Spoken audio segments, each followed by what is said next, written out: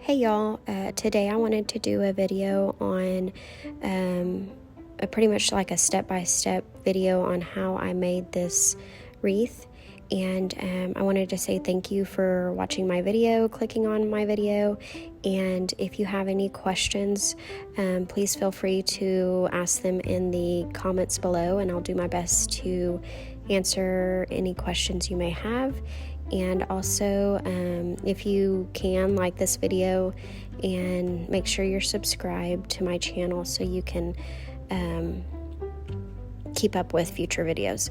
Anyways, the first step we're going to be doing is I'm cutting 10-inch deco mesh into 20-inch strips.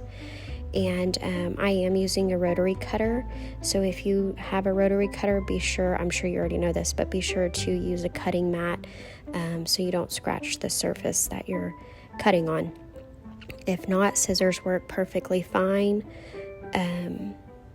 I prefer to use a rotary cutter just because it, cuts a little faster than scissors, but again, scissors work exactly the same. Don't feel like you have to have all the same gadgets that I have. If you're just starting out making wreaths, scissors work fine, just as good. So I've been making wreaths for a while now, so it took me a while to, get all the little wreath gadgets that I wanted, so don't be discouraged by that.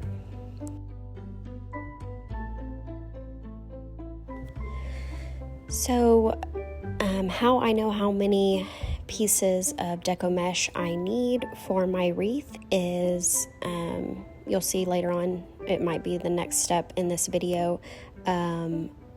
I make my own wreath forms, so however many pipe cleaners or chenille stems I put on the wreath form, that's how many pieces of deco mesh I cut. If you have a pre-made wreath form that you bought that is already made, ready to go, just cut as many pieces of deco mesh that you need for that specific wreath form. And as I mentioned, I make my own wreath forms most of the time, and I get these rings or the wreath forms from Dollar Tree, and I don't know if anybody else does that, but if you do, let me know down in the comments below. Have you been having issues with the bottom of the wreath form? I guess where they attach the rings, the attachment part is like extra long, so if it was left, I tried to cut it off, but it's hard to cut through that metal, so I just glued it with hot glue. But anyways, I'm thinking if it was left exposed, it would scratch the doors, and I just recently noticed that issue, so I'm not sure if it's something like a new manufacturer or something. But anyways, if you use Dollar Tree wreath forms, let me know if you are running into the same issues as I am. Alright, so here I am just adding my pipe cleaners to my wreath form so that I can go back through and add the deco mesh. I have a couple of videos on how I make my wreath forms, so if you would like a slowed down tutorial on how I make my wreath forms, I will link that video in the description below. Otherwise, I'm going to speed this up so that we can move on to the next step.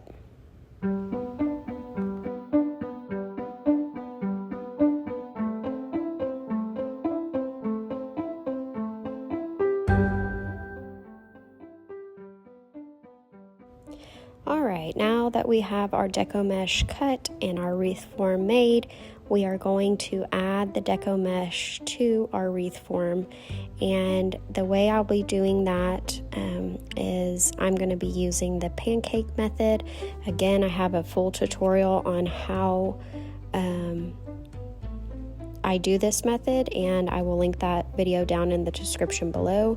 But we're going to be starting off by adding the deco mesh to the outer ring, just so we're not, if we started with that inner ring, we would kind of irritate the mesh as we were working in that outer ring. So I like to start on the outer ring and then move into the inner rings so that the deco mesh kind of lays on top of the outer ring deco mesh, if that makes any sense.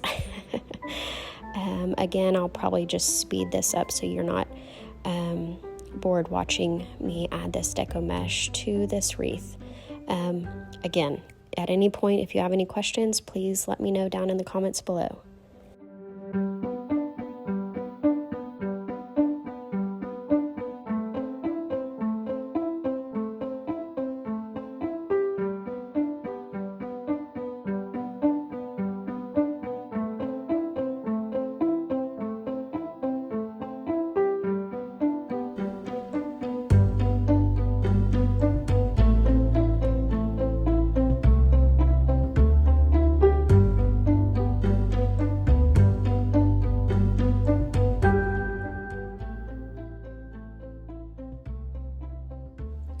All right, so the next thing that I like to do is kind of figure out where I want my sign, where I want my bows.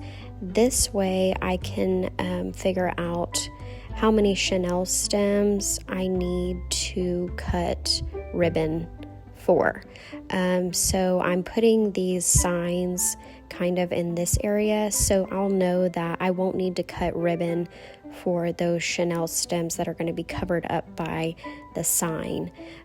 Same thing with the bows that I'm going to make. I won't need to add ribbon to those chenille stems that are going to be covered by bows. So I like to do that in this step because here we're going to be adding our ribbon to the outer ring where we've already added the deco mesh before we move on to the inner ring. Alright, so the next thing that I like to do is make my bows.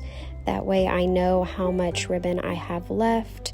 I like to get the bows made before I cut the ribbon that I'll be adding to the deco mesh pieces, just to make sure I have enough ribbon to make my bows. So I just lay out the order of the ribbon that I like to use. I usually like to start with the wider ribbon and go down to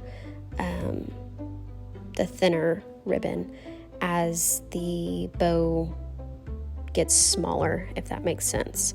Again, I have a video on how I make my bows. I'll link it down in the description below if that's something you're interested in learning a little more about. I'm going to go ahead and speed this up for all the people who are not interested in learning how to make a bow or watching that process, just for the sake of time for this video. I did want to mention, I'm not sure if you live close by a Hobby Lobby or if that's where you buy your ribbon, but if so, last week when I went into Hobby Lobby, they had a ton of ribbon in the ribbon section, not in any like particular spot like in the aisle or anything like that, but like it was in the regular ribbon section. You kind of have to dig through the ribbon section to find the ribbon that I'm talking about, but some of it, like the ribbon that I'm working with right now, it's like a white and gray bark looking ribbon. It was marked on clearance for $1.99. So, and they had a ton of ribbon like that. So you might want to run to Hobby Lobby and check to see if your store is doing the same thing.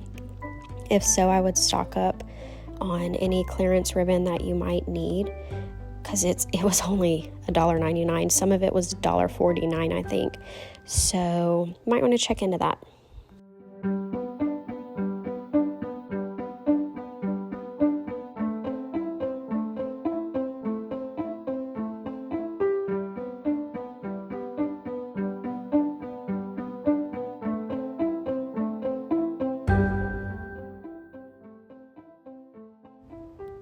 All right, and just like that, there's your second bow.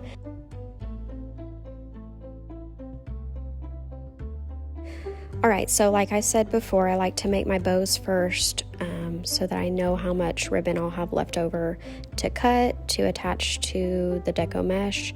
And in this case, I ran out of I think two ribbons, so I'm just going to be using these 3. And again, when I attach the sign and the bows, whatever Chanel stems are still showing, that's how many pieces of ribbon I cut to fill in those pieces. So I think I need 11 pieces of ribbon for this particular wreath. I hope what I'm saying is making sense. If not, let me know down in the comments below, and maybe I can better explain it then.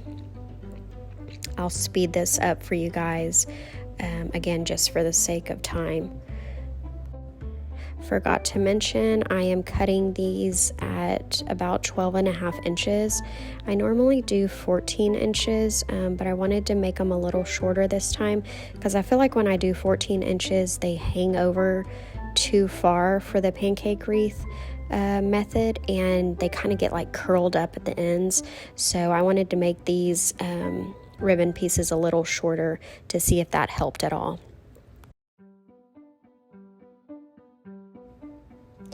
My video cut out, or my camera cut out, so I didn't get to show y'all the rest of me cutting that ribbon, but it's pretty self-explanatory. Anyways, moving on to the next step, we're going to add those ribbon pieces that we just cut to the outer ring of deco mesh that we have added. And as I add the ribbon pieces, I go ahead and snip the ends of those Chanel stems and kind of fold it inward towards the center of the wreath, just so those Chanel stem pieces aren't sticking up and kind of poking out, because they will poke you. The wire will anyways.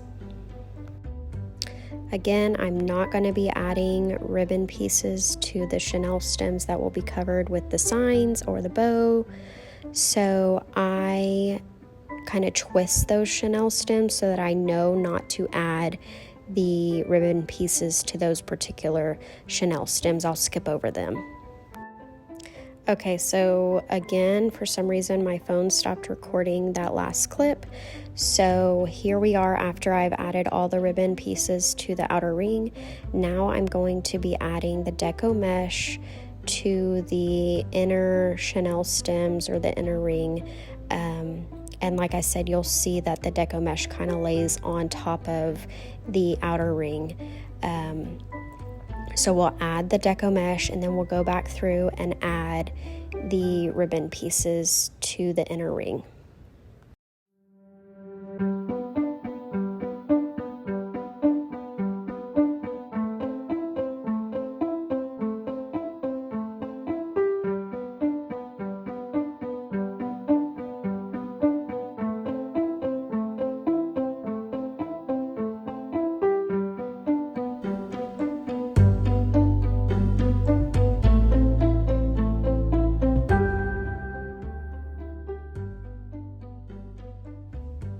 Okay, before I add the ribbon pieces, I'm going to snip off those Chanel stems that are going to be under the bows, and I'm going to add the bows and then go back through and add the ribbon pieces. You add the bows just like you would on the sign. I've attached a Chanel stem to them, and I just push it through the wreath and twist it once it's around like the rings of the wreath form, and make sure it's in the correct place. Move it around as you need it.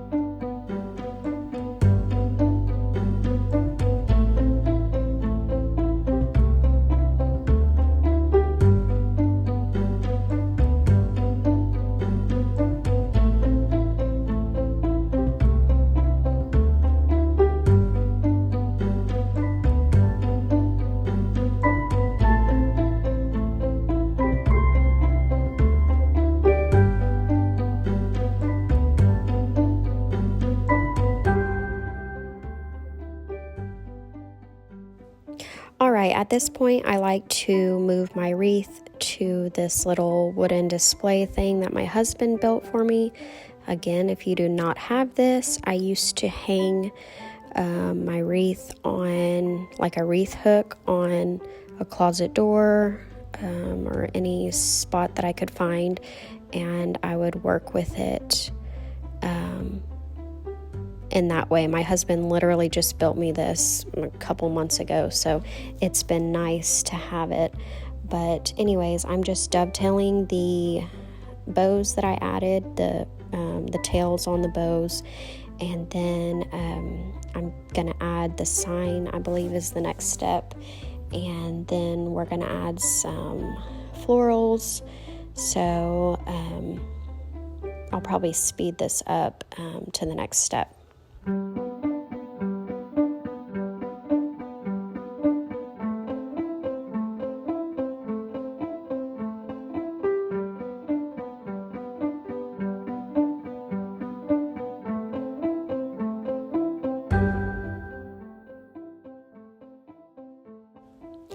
Alright, sorry I'm pretty much blocking the view, but all I'm doing here is adding the sign. All I did was hot glue chenille stems to the sign. I did put a little staple in just to make sure it would stay secure. The chenille stems would stay secured to the sign, and I hot glued them. And same way that I added the bow to the wreath, I'm adding the sign. I just push it through the wreath form and twist it in the back. Alright, the next thing I'm going to be doing is I picked up these floral picks from Michael's, and I got white and yellow, so I'm going to be adding these to kind of like the outside of the wreath, just to kind of fill in any gaps that I may have.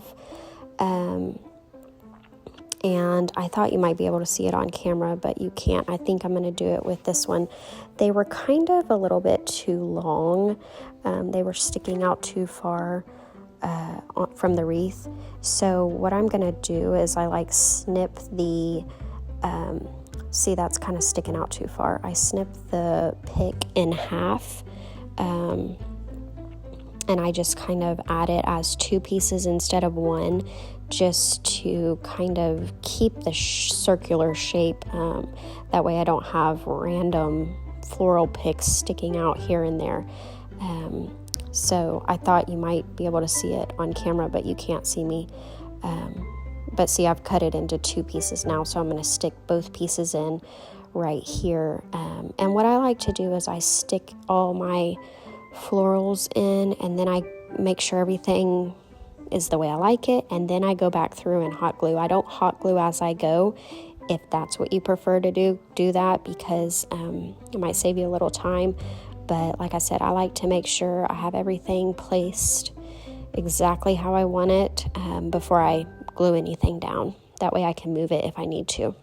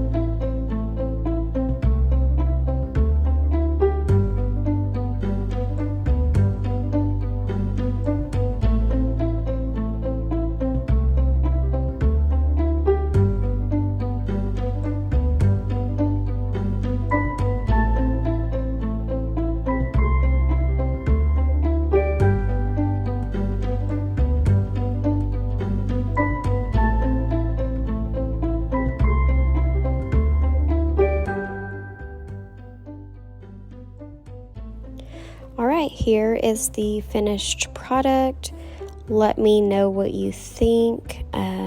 Again, I've said this multiple times, but if you have any questions, feel free to ask. And if you made it this far in the video, thank you so much for watching. And be sure to tune in for more tutorials.